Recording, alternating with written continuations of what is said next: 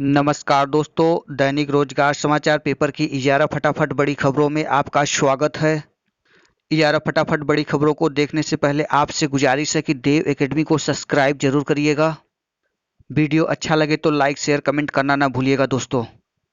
69,000 शिक्षक भर्ती cut off अंक का फैसला आज 11 और 12 बजे के बीच आने की पूर्ण संभावना है। बेसिक शिक्षा परिषद के प्राथमिक स्कूलों में 69,000 सहायक अध्यापक भर्ती के कट ऑफ अंक विवाद पर बुधवार को फैसला आएगा। इलाहाबाद हाई कोर्ट की लखनऊ खंडपीठ ने लंबी सुनवाई के बाद 3 मार्च 2020 को फैसला सुरक्षित कर लिया था। यह अहम भर्ती कट ऑफ अंक विवाद के कारण करीब 1.5 वर्ष से अधिक फंसा हुआ था। प्रदेश में करीब 4 लाख से ज्यादा अभ्यर्थी निर्णय का इंतजार कर रहे हैं। कोर्ट के फैसले के बाद भर्ती प्रक्रिया शुरू होने की उम्मीद जग गई है। हाई कोर्ट न्यायमूर्ति पंकज कुमार जायसवाल और न्यायमूर्ति करुणेश सिंह पवार याचिक सर्वेश प्रताप सिंह व अन्य की याचिका पर फैसला सुनाएंगे। प्रदेश के प्राथमिक विद्यालय में 69,000 सहायक अध्यापक की भर्ती के लिए 5 दिसंबर 2018 को एक शासनादेश जारी कर अभ्यर्थियों से ऑनलाइन आवेदन मांगे गए थे।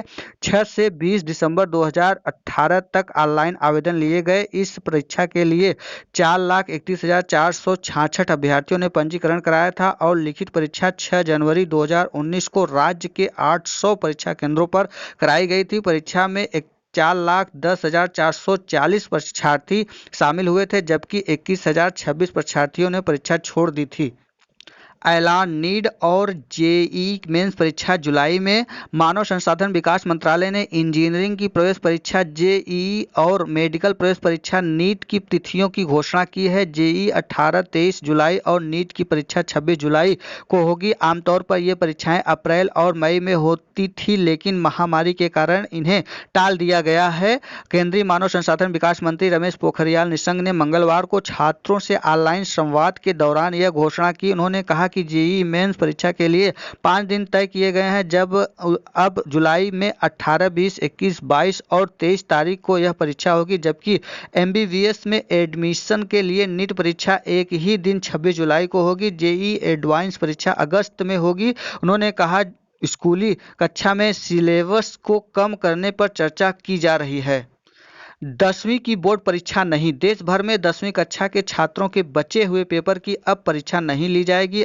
अब ये परीक्षा खत्म मानी जाए। मानव संसाधन विकास मंत्री ने ट्वीट करके ये जानकारी दी। सिर्फ उत्तर पूर्वी दिल्ली के स्कूलों में जहां परीक्षाएं नहीं हो सकी थी, उन छात्रों के लिए परीक्षाएं आयोजित की जाएंगी। छात्रों को परीक्षा की तारीखों की जानकारी 10 दिन पहले दी जाएगी।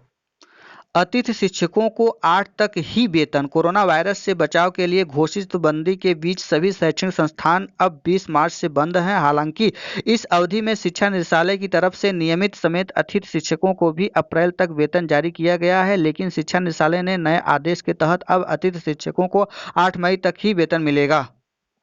अनुदेशकों की संविदा का नवीनीकरण 31 मई तक। जूनियर हाई स्कूल में पढ़ा रहे लगभग 30,000 अनुदेशकों की संविदा का नवीनीकरण 31 मई तक किया जाएगा।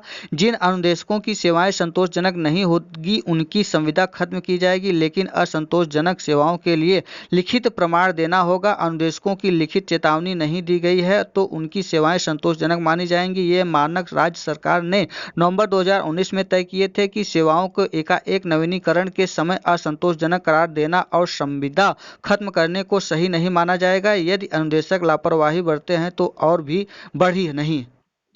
यूपी बोर्ड अब जुलाई में परिणाम आने की उम्मीद। यूपी बोर्ड की 10वीं और 12वीं परीक्षा का परिणाम जुलाई से पहले आने की आसार नहीं है। ग्रीन जोन वाले जिलों में मंगलवार से मूल्यांकन शुरू हुआ है। वहां भी कापी जांचने वाले शिक्षकों की संख्या बहुत कम है। 17 मई तक लॉकडाउन के तृतीय चरण के बाद सभी 75 में हालात सामान्य हो जाए, यह भी संभव नहीं दिख रहा है। इससे साफ है कि 17 मई के बाद भी सभी जिलों में पूर्ण तरह से मूल्यांकन शुरू नहीं होगा। सरकार ने सोशल डिस्टेंस बनाए रखने को जो गाइडलाइन जारी किए हैं, उनमें सभी 1.46 लाख शिक्षकों के एक साथ कापी जांचने की गुंजाइश नहीं है। हाई स्कूल और इंटरमीडिएट की 3.10 करोड़ कापियां जांचने में कम से कम 15 से 20 दिन लगना तय है। ऐसे में जून के पहले सप्ताह तक मूल्यांकन चला तो के 1 महीने बाद यानी जुलाई के पहले या दूसरे सप्ताह में ही परिणाम आ सकता है। वैसे भी परिणाम बनाने का सारा काम दिल्ली में होता है, वहां के हालात नियंत्रण में नहीं है। इस सब का असर परिणाम पर पड़ेगा। शिक्षक विधान सुरेश त्रिपाठी ने अनुसार मौजूद हालात देखते हुए लगाता है कि बोर्ड परीक्षा का रिजल्ट जुलाई के पहले नहीं आएगा।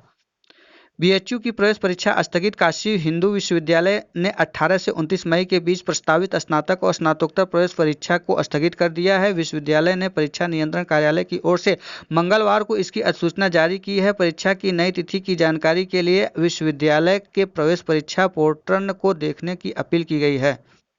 रेड जोन ग्रीन हुए बगैर कैसे होगी पीसीएस फ्री? यूपी के साथ ही एमपी, बिहार, उत्तराखंड, दिल्ली, हरियाणा के प्रतियोगी देते हैं पीसीएस परीक्षा। इन राज्यों के कई बड़े जिले हैं जो रेड जोन में, जहां लॉकडाउन में नहीं दी गई है किसी प्रकार की छूट। संघ लोक सेवा आयोग ने 31 मई को प्रस्तावित सिविल सेवा प्रारंभिक परीक्षा स्थगित कर दी। कर्मचारी चयन आयोग ने अफसरों का कहना है कि देश के 130 जिले रेड जोन में हैं, इसलिए लॉकडाउन का प्रतिबंध पूरी तरह से हटे बगैर कोई भी भर्ती परीक्षा करा पाना मुश्किल है। ऐसे में लोक सेवा आयोग की पीसीएस प्री 2020 परीक्षा के लिए भी असमंजस की स्थिति बनी गई है, जो कि आयोग के कैलेंडर में 21 जून को प्रस्तावित है। इसी के लिए ऑनलाइन आवेदन लिए जा रहे हैं। 20 अप्रैल को मिली राहत के बाद आयोग दफ्तर खुलने के साथ ही इसका विज्ञापन जारी कर दिया था। इस परीक्षा को लेकर सवाल इसलिए उठाए जा रहे हैं क्योंकि इसके केवल यूपी नहीं बल्कि बिहार, मध्य प्रदेश, उत्तराखंड, दिल्ली, हरियाणा के सभी प्रतियोगी बड़ी संख्या में शामिल होंगे। हालांकि आवेदन प्रक्रिया शुरू होने के साथ ही प्रतियोगी तैयारी में जुट गए हैं। आयोग ने अपने कैलेंडर में शामिल जून माह की 3 में से अभी सिर्फ एक सम्मिलित राज्य अभियंत्रण सेवा परीक्षा 2020 को ही स्थगित किया है। पीसीएस प्री और उद्योग विभाग में सहायक प्रबंधन गैर तकनीकी स्क्रीनिंग परीक्षा 2016 के बारे में आयोग ने अभी कुछ नहीं कहा है। प्रतियोगी छात्र संघर्ष समिति के मीडिया प्रभारी अवनीश पांडे कहते हैं कि सीएम 30 जून तक प्रवेश में सार्वजनिक समारोह पर रोक लगा चुके हैं। ये था आज का दैनिक रोजगार समाचार पेपर की इजारा फटाफट बड़ी खबरें। वीडियो अच्छा लगा हो तो देव एकेडमी को सब्सक्राइब, लाइक, शेयर, कमेंट करना ना भूलिएगा दोस्तों। वीडियो में अंत तक बने रहने के लिए बहुत बहुत धन्यवाद। फिर मिलते हैं एक नई सूचना के साथ, तब तक के लिए नमस्कार।